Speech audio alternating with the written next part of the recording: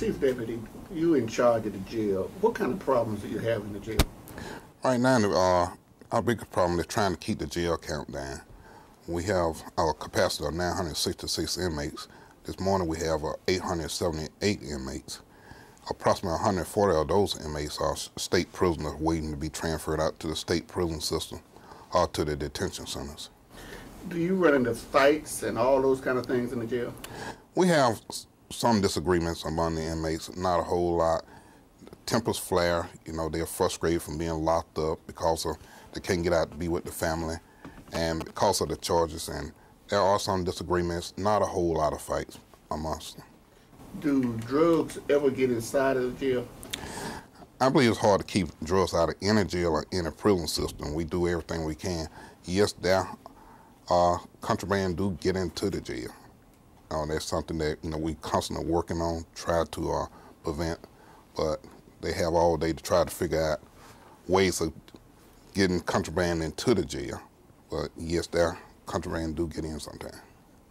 Could you tell us kind of how they get in? Because if the prisoners, I've been to the jail and I visit people, and I can't talk to, when I see somebody, I talk through a glass,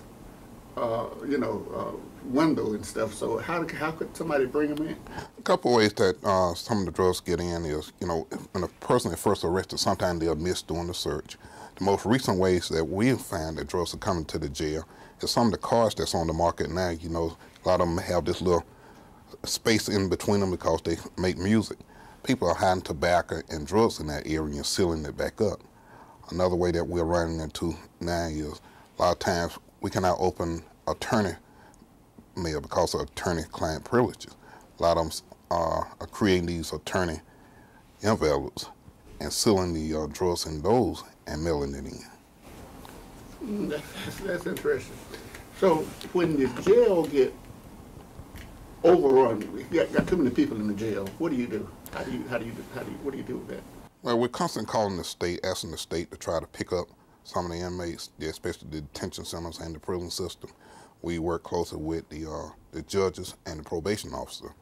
We send a list there, ask them if there's any way they can move these people through the courts faster, or if they're in here for minor state court probation violation or superior court probation where they didn't pay the fine or they didn't report, ask them to go ahead and release some of those people. Or if they're in here for child support, if they can pay part of that child support money, they let them back out in order to find a job. So we have a pretty good relationship with the courts and the probation officer.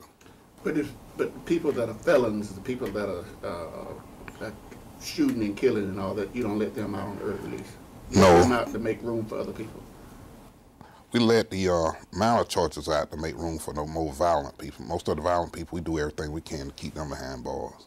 Okay, going back to your question about what we're doing about contraband coming into the jail, is we're looking at starting up video visitation. That is keeping the inmates and the visitors separated.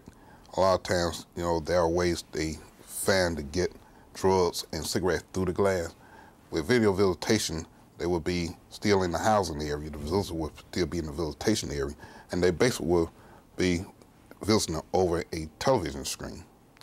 And we even have a way, once it get implemented, to where they may not even have to come down to the jail. They'll be able to visit from the comfort of their own home.